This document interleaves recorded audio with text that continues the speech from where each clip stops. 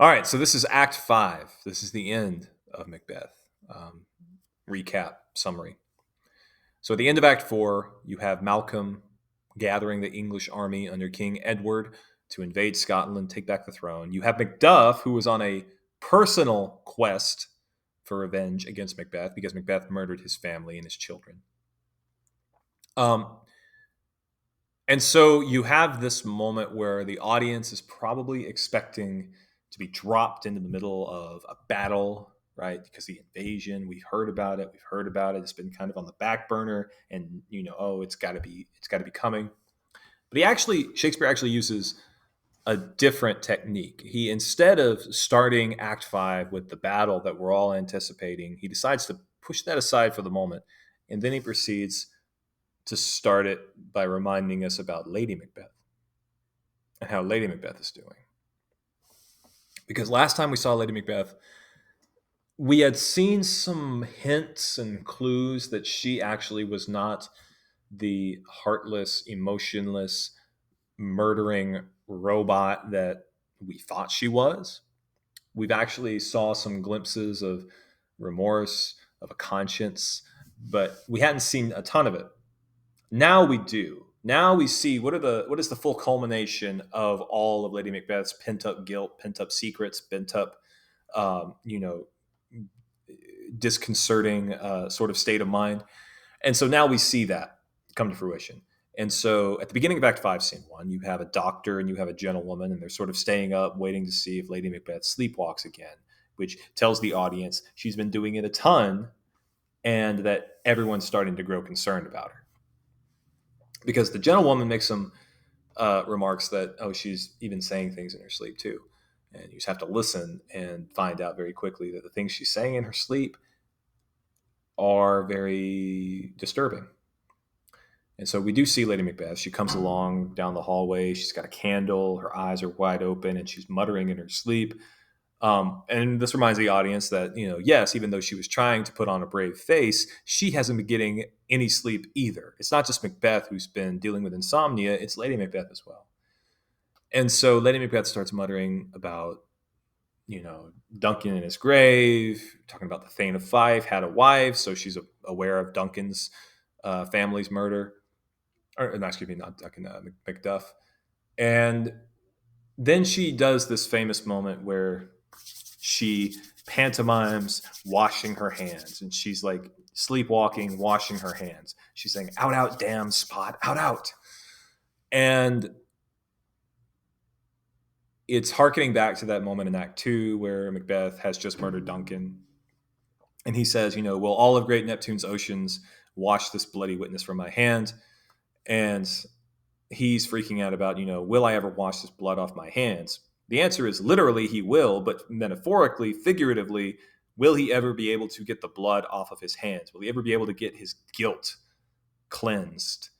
And we see the same thing with Lady Macbeth. She has the blood on her hands, but it's not coming off. And so she is horrified, just scrubbing furiously, and the blood's just not coming off. And then she leaves, clearly manic, clearly like panicked.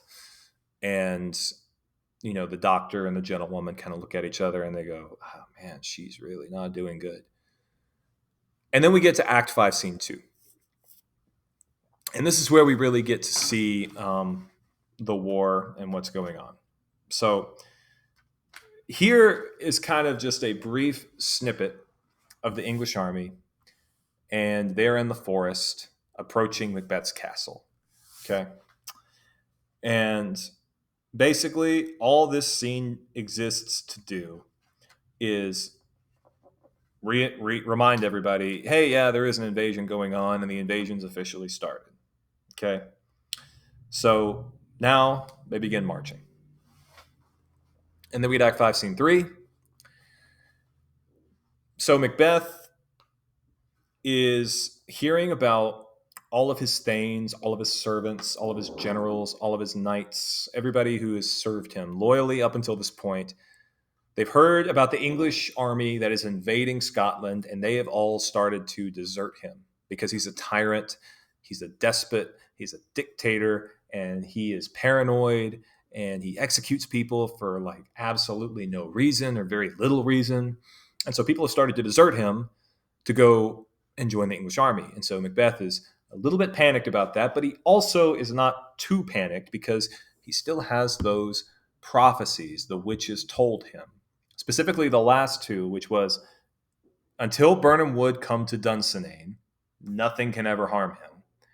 Or excuse me, nothing can ever take his castle until Birnam Wood comes to Dunsinane, which is the forest moving to his castle. And then the second prophecy, which is even better, no man born of woman can hurt Macbeth. Right? So that's everyone. And so he's like paranoid and panicked, but also sort of convincing himself, telling himself this story that, hey, the prophecies say I'm perfectly fine. So I shouldn't be panicked. Well, it's at that moment that we find out from a minor character who Shakespeare names Satan. It's not spelled Satan like the devil. It's spelled Seyton, but it's pronounced Satan. It's here that we learned from a minor character called Satan that Lady Macbeth is under basically suicide watch, that the doctor is like trying everything he can to cure her, but the cure cannot be given because the sickness is not physical. It is something. The doctor essentially tells Macbeth that she needs to get right with God if she wants to be well again. And Macbeth is like, whatever. But again, Macbeth is not panicked. He's not freaking out because he still has those two prophecies in his back pocket. And those are the things that he's sort of putting his hope and his trust in.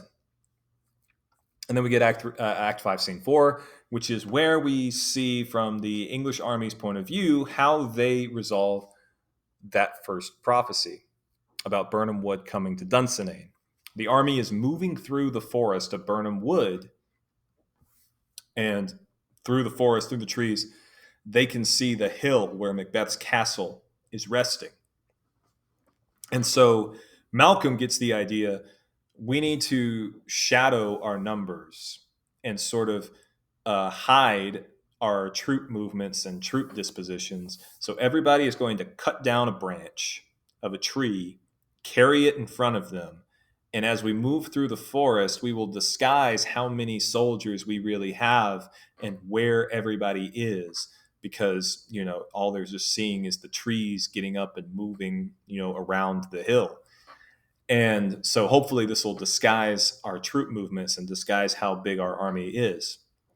And that's what the audience knows. Macbeth doesn't know that yet. So in a moment, we're going to get to Act 5, Scene 5, where Macbeth looks out and he sees literally from his balcony, from his castle, it looks like the forest is literally moving and rippling across the hill, because that's where all the soldiers have their branches in front of them. And so in Act 5, Scene 5, Macbeth sees that and he's like, oh no, like Birnam Wood is coming to Dunsinane. Oh no, this prophecy is coming true. He's worried about that, but he still does have that last prophecy that no man born of woman can harm him, right? And so he's still got that to rely on, but it's not looking great for him right now because people are still deserting him, and now the army itself is moving, and it looks like the forest itself is moving.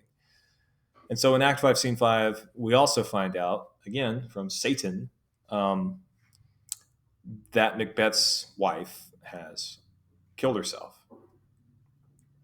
And that's where we get the very famous soliloquy, tomorrow and tomorrow and tomorrow, from Macbeth, where he essentially talks about the meaninglessness of his life now that he's murdered King Duncan, now that he's essentially thrown his life away. He has nothing left to live for. His wife is dead. Everyone who has ever been his friend has either deserted him or he's just murdered them.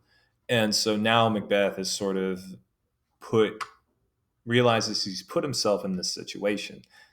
If you remember the elements of tragedy that we talked about together, this is essentially a moment of ananeresis. This is a moment of Macbeth realizing that he is the person who is responsible for all of this.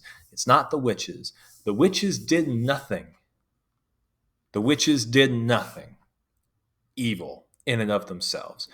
They only gave him false hopes and opened opportunities. But he was the one who murdered Duncan, not the witches. He was the one who murdered Macduff's family, not the witches. He was the one who murdered Banquo, not the witches. All of those things, Macbeth realizes now that yes, the witches duped me, the witches tricked me, but it's not their fault. I did all of this to myself. And so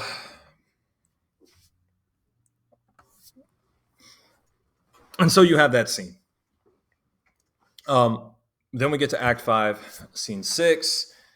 Some of these scenes are very short, so we'll hit them really quick. Basically, Malcolm tells everybody, hey, we're here at the castle. We're at the castle walls. Throw down your leafy screens, throw down your tree branches, and let's just storm the castle. And then you have a person we are introduced to called Seward, who is one of the noblemen from England who have joined the army to go invade Scotland. Seward has a son named Young Seward, and young Seward's very hot-blooded. He's very reckless, and so he's looking for Macbeth because he wants a challenge. He wants a good fight. And then in Scene 7, Macbeth hears that everyone's starting to storm the castle. He's not yet worried, but he is starting to panic. But again, he still has in the back of his mind, look, every single man I've ever met is born of a woman. Every man comes from a woman. So I'll know what I need to be afraid of. Like, I'm sure Macduff was born of woman. I'm sure young Seward's born of woman. Like, I'm not afraid of anything. And young Seward eventually finds Macbeth and challenges him to a duel. And Macbeth's like, I'm not afraid of you. You're born a woman. And then young Seward fights him and Macbeth kills him. And he kind of just stands over him and says, hey, I guess you were born a woman. And taunts him because he feels invincible, right? There's no man who was not born of a woman. Well, then we get to Act 5, Scene 8. And then finally we get the showdown that Shakespeare's been promising this entire time. It's the showdown between Macduff and Macbeth. Macduff says, turn, hellhound, turn. And I need to fight you. I've been waiting for this moment. And Macbeth, who still feels untouchable, turns around and tells Macduff, of all men else I've avoided thee, but, I don't really want to fight you. I already have too many Macduffs on my, hands, the blood of too many Macduffs on my hands already. I don't really want to fight you. And so he tries to tell Macduff to just walk away. It's pointless in trying to fight. And Macduff tells him, no, there is no conversation. My fight is with you right here, right now. Put up your sword. We're about to fight. And Macbeth and Macduff begin to fight each other, and it's very even. And Macbeth starts taunting him, just like he taunted young Seward before he killed him. And he said, you should stop trying. You should stop bothering fighting me, Macduff, because you were born of woman, and I live a charmed life. Like, literally no man born of woman can hurt me, so you may as well just give up. And that's when Macduff tells Macbeth, despair thy charm, for Macduff was from his mother's womb untimely ripped, which is a Shakespearean term for essentially a C-section, right? So if we are being incredibly technical, Macduff was not born of a woman, because to be born is a very specific thing. He was not born, he was ripped out of his mother's womb. And Macbeth hears this and he realizes, oh, I've been duped, right? The witches have set me up and they have yanked the rug out from underneath my feet. Now, Macbeth says, I won't fight with you. You're the one person who can kill me. Macduff says, fine, then surrender. Let me chop off your head like a man. And Macbeth says, okay, no, never mind then. I'm not going to surrender. If anything else, I can die fighting. I can die, you know, just in a blaze of glory. And that'll make me feel a little bit better about all of this. Like, if there's nothing else and my life was a complete waste, at least I can die fighting like a man. And so Macbeth and Macduff go fighting off stage, and then Malcolm, says, "Hey, congrats, guys! We've won. We've succeeded in taking the castle." And then, oh, look who that is! Macduff walks on stage, and he's got Macbeth's head severed in his hands, saying, "Here is the tyrant's accursed head." And Malcolm says, "Perfect. Macbeth is dead. I'm the new king of Scotland. Let's all go celebrate." And that's the end of Macbeth. So that is your Act 5 summary of Macbeth.